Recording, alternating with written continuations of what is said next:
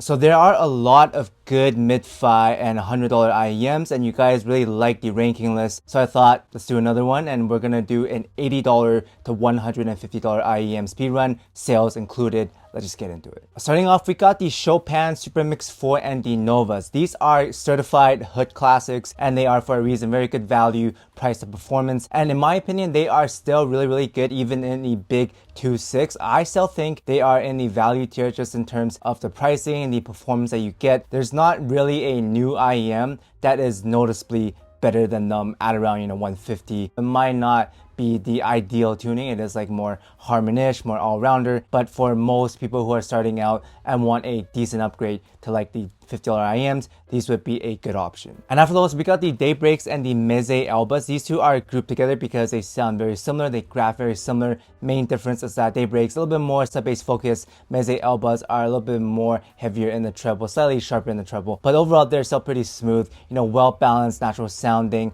They might be a little bit inoffensive to some people, but for a non-fatiguing all-rounder sound, these still get a wreck in my opinion. Not as good performance-wise as the CHOPIN Super Mix for Nova, which is why they're not gonna make it into the value tier, but they are still pretty decent. After those, we got the new 7 acoustic RYUSEI. These, in my opinion, are value for vocals. Going off of vocal ranking alone, these are like the top value, amazing female vocals, one of the best under $350. But for like as an all-rounder, these are still okay. They are on the brighter leaning side. Performance-wise, they fall around the same as the DAYBREAKs and the ALBAs. The accessories are great as well. Probably the best cable on this list, I think. Don't quote me, but the cable is very nice. And if you're looking for a balanced, slightly bright leaning sound that has very nice treble extension, slight spark cleanness to the sound, these are still pretty decent. Just watch out for the slightly brighter tonality. And next, we got the KINERA PHOENIXCALL 2.0. These are a slight V shape, very dynamic, engaging, very good in the contrast, and overall, it's a more colored listen than the Supernovas.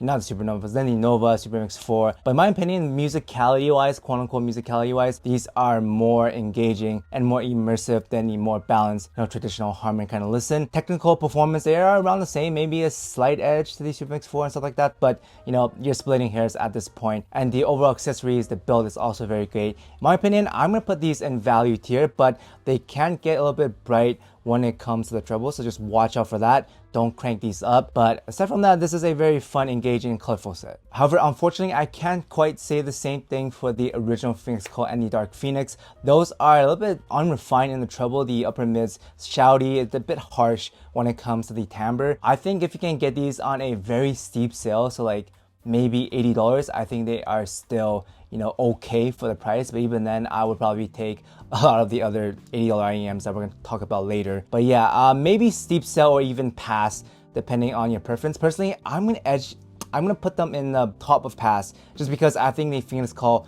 2.0 is straight up just a better version. After those, we got the Relentless. Now this is a more V-shaped version of the PHOENIXCALL 2.0. I think it's slightly too V-shaped, but like if you listen at mid volume, lower volume, it's fine. But I think I would probably get these on sale just because, again, the PHOENIXCALL 2.0 is straight up a better version of these for around the same price, and this is like just not as refined as the PHOENIXCALL 2.0, so I'll just get the 2.0s. That aside, moving on, we got some Let's shirt stuff. Starting off with the S12 lineup, we have the S12 Ultras and the S12 2024. I think these two are very similar in the ranking. The S12 Ultras are a slightly less bright version, slightly smoother and slightly bassier version of the 2024s, depending on which kind of sound you like. If you want a slightly brighter, more treble or less treble, the 2024 or the Ultras would be a good pick. I'm gonna say these go into rec still. Value-wise, it's not amazing, it's not bad. I think it's competitive for the price. Overall, as a whole, as a package with the accessories and the overall tonality and the sound, these still get a rec.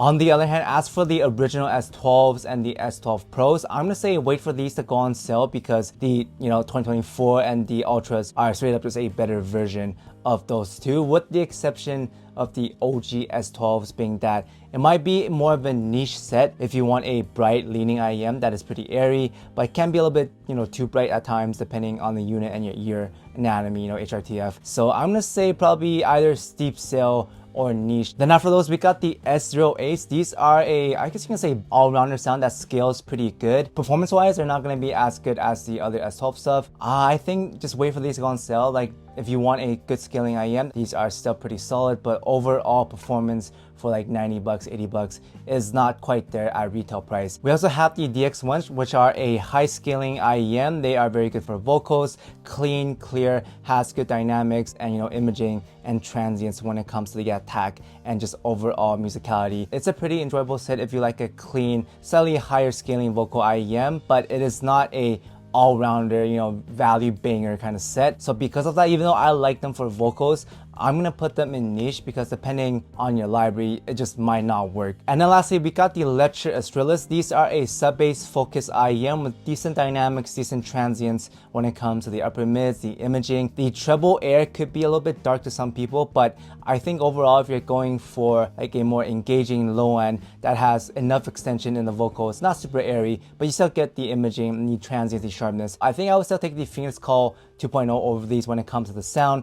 And then price wise, these are also close to 200, maybe goes on sale for like 160. So not as good value as the PHOENIXCALL, the Super Mix 4, stuff like that. So I'm gonna say still in rec, but just not as good value wise. But moving on, we got the EPZ P50s and the P40s. The P50s are a more vocal centric version of the Daybreaks. Price wise, they go on sale for around the same at like 150. They are a better, mid-range centric version. I like them a little bit more, but I wouldn't say value-wise they're as good as the Super Mix 4, the Nova, Chopin, right? So these still get a rec if you want a more vocal, mid-range centric version of the Daybreaks, ALBAs that are still smooth, still well balanced, good enough technical performance for the price. It's competitive, but not as good in the value, hence the rec ringgit. Then as for the P40s, stock-wise, without EQ, these are a little bit too bright in my opinion. They are a bit thin when it comes to vocals. Very smooth. It might not work for every library. I'm gonna say these are a niche set stock because even though technical performance wise, you can make the argument these are just as good as the Super Mix 4 when it comes to layering, the detail resolution. But it's just that it is very like upper mids triple tilted, so it might be too bright for a lot of people. However, if you use EQ, which is what I recommend using these with, you can get a very versatile IEM with very smooth treble extension. These are basically a more detailed version of the EM6Ls, and with EQ these sound very good. With EQ, I'm gonna say this is like value tier. Moving on, we got some TANCHJIM stuff. We got the FISSION and the NORA. Now when it comes to the tonality and the driver, they are essentially the same. They are using the same driver and the tuning stock is very similar, with the main difference being that the FISSION has a lot more variety when it comes to the tuning switches. So if you want more variety, the FISSION is slightly better, but price wise I think the NORA as a whole is still pretty solid. Now the main issue is the OLA 2 with the T500B tips are basically a better version of these in my opinion. They have an extra added BA for the highs using these same DMT5 drivers on the FISSION and the NORA, so you're essentially getting a better and like almost half the price of these two. So TANCHJIM might be shooting themselves in the foot a bit. I think the NORA and the FISSION are still solid if you can get them on sale, but if like for most people, I'll just get the OLA 2s, T500B. Then as for the Kara, these are actually pretty stepped on. They are a balanced, smooth, non-fatiguing with good treble extension kind of IEM. They kind of remind me of the Daybreaks, but a little bit less sub-bass focus, more vocal forward, a little bit more extension when it comes to vocals. They still get a rec in my books. Then after those, we got some new planars. We got Andy's new collab, the CJ20s, and then the HIDIZS MP145 Pros. Now these are both bright leaning, with the main difference being that the CJ20 is have a more airier focus when it comes to the sound, slightly more focus on the treble with more sub bass in general. You can think of these as a slight V-shaped bright leaning sound, like a better version of the original S12s. And then the MP145 Pros with the red nozzles and the bass tips are a vocal centric, upper mid centric version that are also bright, but just more vocal mid-range centric. They are slightly bright leaning, especially with the 145 Pros on the other, tuning nozzle configurations. I'm gonna put them in niche. I wouldn't say, I can't really blind recommend a very bright set, but if you're okay with that, these are worth taking a look at. Then as for some other HIDIZS stuff, we got the original MP145s and then the MP143s. The main difference here is that the 145 has more treble extension, more detail overall, slightly, less bassy, I guess, versus the 143s, which are smoother, I guess less fatiguing in the treble, but overall the balance is still pretty good. And even though performance wise the 145s aren't as good as the Pros, overall versatility you know, just the blind rec factor, I think these are a easy recommendation because they're less fatiguing, they are safer, but still musical enough, still engaging as an all-rounder. Then as for the 143s, even though the variety is still pretty decent, I think overall technical performance is kind of outmatched at around $100 or even 80 bucks. So I'm gonna say wait for the 143s to go on sale. Then for our final HIDIZS IEM, we got the MK12 Tourist. Now when it comes to male vocal scaling, I think these are very musical, very smooth, immersive, really takes you into the music. But the thing is, they're not gonna be a blind rec kind of IEM because most people are not gonna scale these up too hard, and then the bass can get a bit overwhelming, a bit like too warm, a bit like, I don't want to say congested, but you do need to scale these up. It is more of a niche IEM, so I'm gonna put these in niche.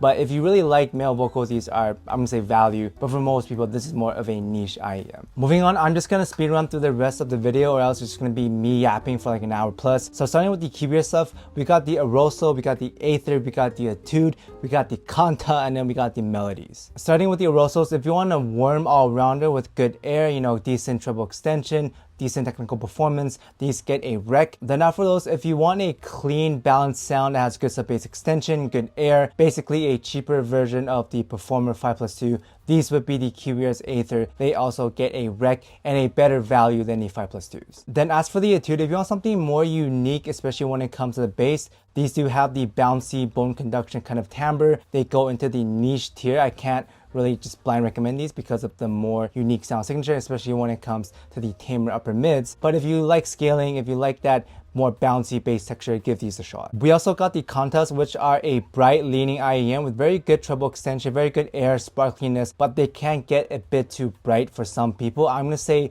these go into niche tier, even though when it comes to detail, high-end extension, you know, technical performance, these are very good for the price, but it's just that it is very bright leaning. And then lastly, as for the melody, these also go into the niche tier. These are a more V-shaped IEM, very colorful, dynamic, very good in the musical contrast, but they are very aggressive, more V-shaped leaning and bright leaning. So because of that, they are not for everyone, but they are engaging and fun. Moving on, we got some ZIIGAAT IEM, starting with the LUSH. These are a balanced, clean, full, natural sounding IEM. They are tamer, smoother, and more laid back. You do need scaling on these or they sound a bit too boring and laid back in my opinion. So because of that, I'm gonna say these are a niche, higher volume, clean, mid-range kind of listen. Then as for the CHINNOs, these are a flat leaning, more neutral kind of IEM. They are less technical than the LUSH. They go on sale for $70, $60. I think at that price, if you're looking for an alternative to the Hexas, they would be a better option in my opinion when it goes on sale. Then after those, we got some KEFINE IEM, starting with the ARNAR. These are a dark leaning IEM, very tame when it comes to the upper mids, but the treble extension, the air, the sense of openness is still there, especially with the open back design, clean and low, and very good for scaling. They are more of a unique kind of niche IEM, but I do really dig them for vocals, for mid-range at higher volumes. On the other hand, the QUATIO is complete opposite. It's a very versatile all-rounder depending on the nozzles. Black one more bassy, the other one's more clean, more technical in the sound. They're pretty good for the price. Overall, I would say recommend them if you want a more versatile all-rounded sound with good dynamics, good imaging. Next, as for some MYER IEMs, we got the new CKLVX Lava. These are very technical for the price. The treble is also pretty smooth. The only nitpick is that the low end is very tame. So you can say it's rolled off. You don't hear much of the impact, the extension. The overall speed is still good. It's just that when it comes to the low end amount, the quantity, it's not quite there, even though the technical performance and the overall refinement of treble is very good. I'm gonna say these are a niche IEM. If you don't mind the lack of bass and low end, these might actually be value tier. After those, we got the CK2V, its older brother. Basically, these are a more V-shaped version of the Lavas. They are essentially a cheaper and better tuned, more natural version of the Brain Damage for half the price. Overall sound, slightly bright leaning, but still just enough and not overly bright like the new Brain Damage. So I'm gonna give these bottom of rec. After those, we got the OG, the CKLVX that started the whole thing. These are essentially a slightly less refined and less technical version of the KIWIEARS Astros, but for half the price. So even in 2026, these are still pretty solid. I think they're a bit underrated now because the sheer amount of releases out there. But if you want a cheaper version of the Astros, you don't mind slightly sharper treble, then these are still pretty solid. Gets it wreck. And as for MYER's Sleevo lineup, we got the SL41s and the SL41 Mark IIs. Main difference here, the Mark II slightly more V-shaped, slightly more technical than the Mark Is, but value-wise, the Mark Is are the much better value for on the same sound, same performance. They are both a slightly warm kind of leaning all-rounder listen with good imaging, good, I guess, like transients and attack when it comes to the upper mids. And then lastly, for the SLA3, these are also very similar to the SL4 ones, but the main difference is that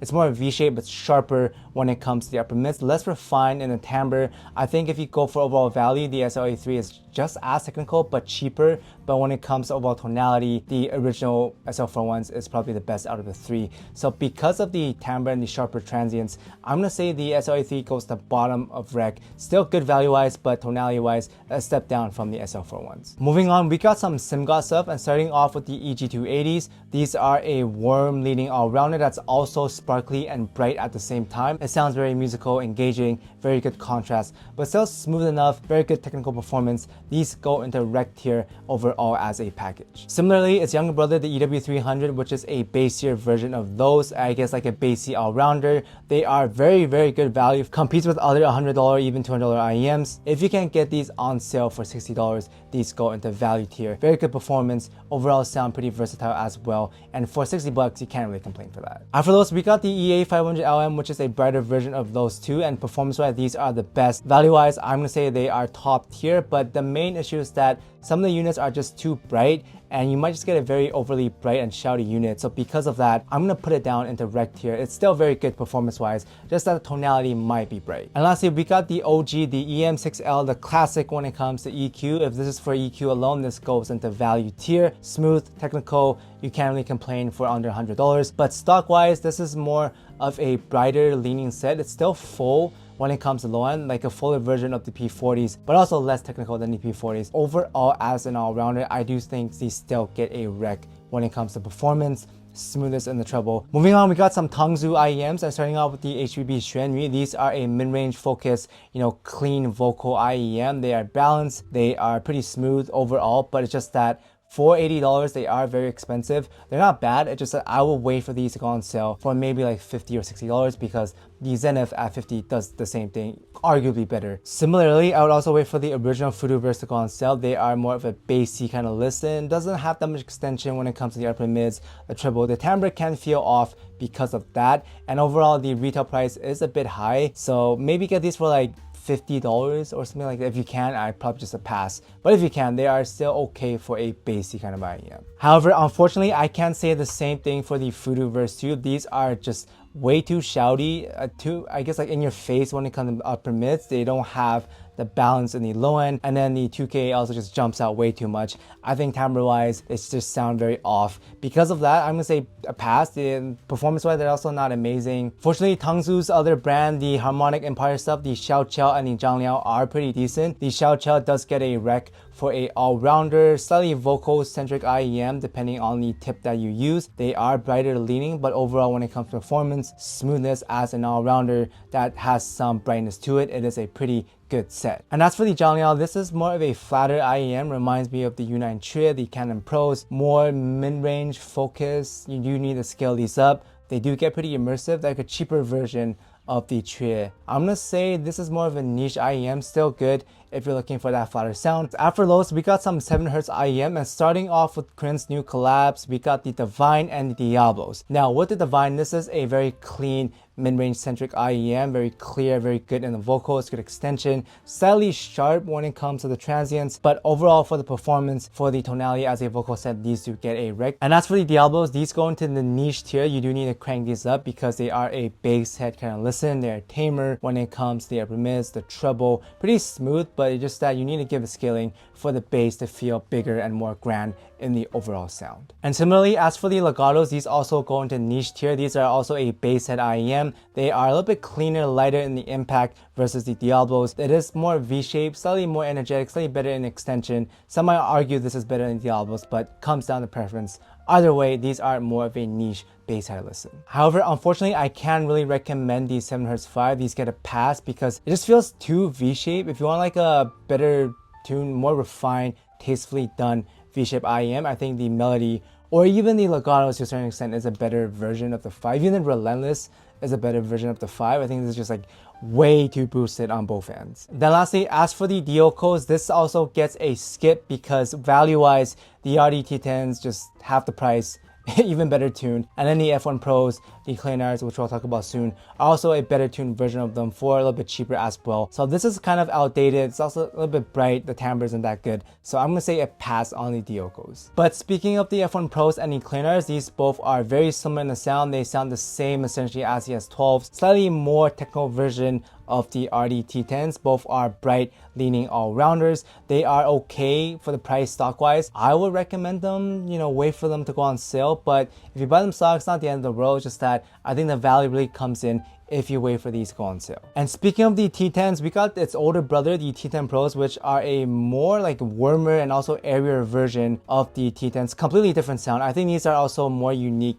than the T10s. They are more of a niche IEM. I'm gonna put them in niche, but when it comes to musicality, they are essentially a mini Sinfonia meter, very meaty, very impactful when it comes to mid bass, warm leaning, but also you get the air, the extension elsewhere. A very musical set for like under $100. And lastly, we got the 10 Hi-Fi P1 Max 2, but this is also very similar to the, you know, F1 Pros, the CRINEARs.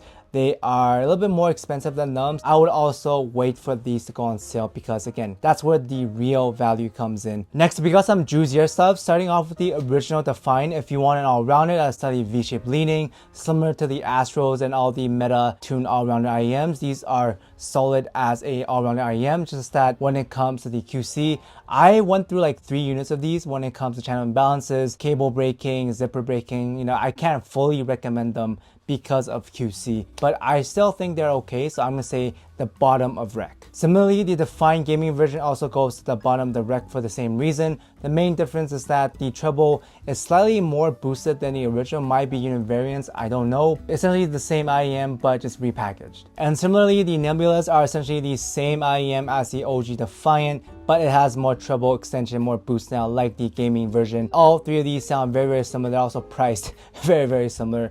So these also go into bottom rec for the same reason, and sound-wise, all 3 of them are like 95% the same. But fortunately, the juicier Viver collab, the Fiesta, is actually different than the other 3. This is a, I guess, almost bass head kind of IEM. It is much tamer when it comes to the treble. Overall technical performance also less than the other 3. If you're looking for the best bang for your buck, those 3 would still be the better option. But if you want more sub bass extension, the Fiestas would be a good bassy kind of almost bass head level IEM. I would say these go into the niche category. And speaking of bassy bass head IEMs, we got the Punch Audio Portazos next. These are a better version of the Fiestas in my opinion. If you want a bass head level IEM that has good extension in the treble with more detail, you know, better imaging. So yeah, these also go to niche, but just higher than the Fiestas. Then for our last bassy kind of IEM, we have the CCA Hydros. These are more of a bassy, balanced all-rounder kind of sound. They do have these switches if you want more or less low end quantity, but overall as an all-rounder, they're pretty smooth, well extended, good technical performance, under $100. These are pretty solid. I do recommend them, just that it is CCA, it is KZ, so I'm gonna say watch out for QC and put these at the lower end of rec. Moving on, we got some Dunu IEMs, starting off with the Falcon Ultra. These sound-wise are still pretty, you know, solid as a bassy all-rounder with good dynamics, good contrast. It's just that for like what, 150 for a single DD, you can just get the EG280s for like half the price. So I'm gonna probably pass on these because they are a bit outdated. And as for the Kimo 2s, these are a warm all-rounder kind of listen, pretty smooth, you know, good accessories, good build. It's just that again, for performance, I think they're a bit pricey at this price. I would wait for these to go on sale. And lastly, for the Titan S2s or the S1s, I would also wait for these to go on sale. These are another single DD all-rounder. You can get like a bunch of these for 50 bucks, right? So yeah, performance to value wise, these are not the best, and wait for these to go on sale. Then after those, we got some full IEMs, and starting off with the Explorer. Now, if you are listening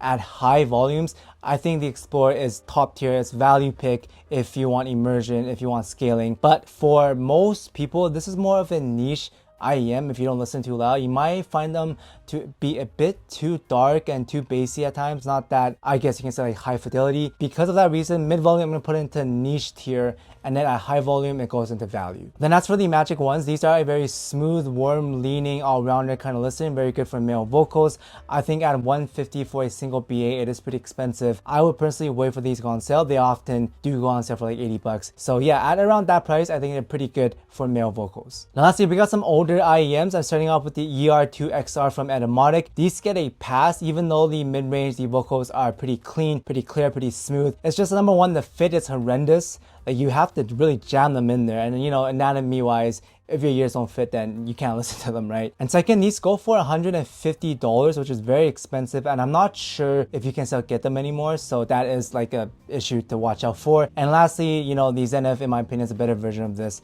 when it comes to the overall tonality for like $50. So everything considered, this goes into pass, even though it is one of the classics back in the days. After those, we got the original Moondrop Starfield, the Starfield 2, the Stellaris, the Araya, the Araya SE. These all go into pass tier. The OG Starfield is just outdated for its price. I don't think they sell them anymore, right? Like you can get like cheaper IEMs for like $20, $30. That does its job. And then the Starfield 2 is just too bright. Also, you know, not the best when it comes to refinement and the treble. And then the Stellaris, even brighter than the Starfield 2s.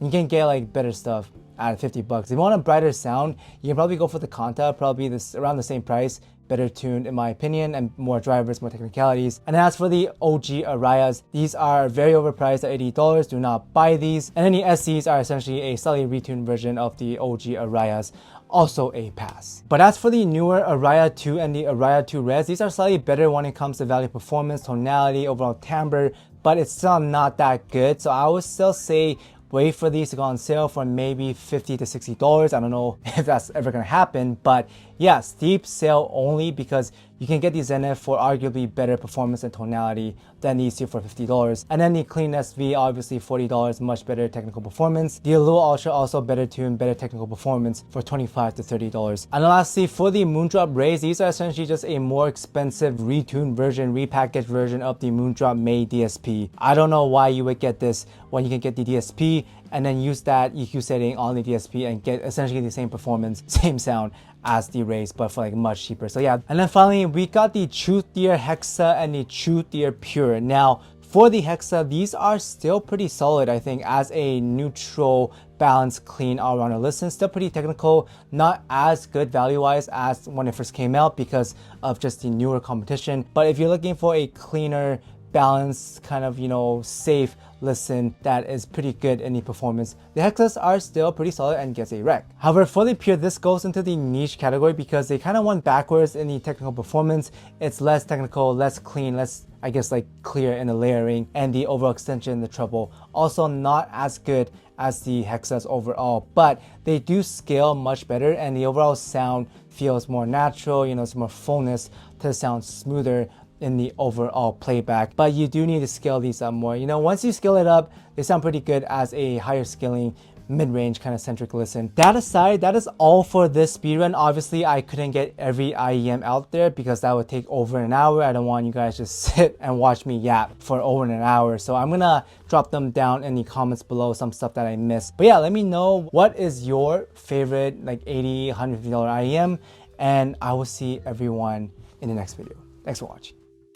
Shout out to Mr. Dom Q, Zenu, B. Urac, Walker Standard, User, Tsukasa, Guava Juice Bane, Polly J, Mr. Gorillas, CT Jack, Henry Claudia, Son of a Horse, 777ZK, Obi, PM the Wizard, Triple Well Extended, Matt Herc, TR8107, Shrimpback Lay, Addy, Michael, Trackstar, Raphael, Ori, Juniper, Ryan, Nadim, Chimika, Raj, Gilbog, Ocean, BC Knight, AK131, MN Gelato, Unbalanced Armature, Vitor Ken, Torcog, Hakase, JRX, Samuel, John Simon, Archie, Sir Eisen, LL Here, JPLA, Blue Nerd, Firto, Watcho, Spinner, Sam Z, Raj, Yaboy, Etune, Grizzly, Leanne, Syracuse, it's Mark, Hedgehogs, Zane, Nustov, Quia Josh, NernBMS, Urian, Hightech, Bazardo, Rim1, Mr. Robot, Ace, GGG, Gaming Capsule, Twinkie, AST, Young Mister, Kevin, Sauce Player, Earl Grey, Leo Says, and Task. Thank you guys so much for the support.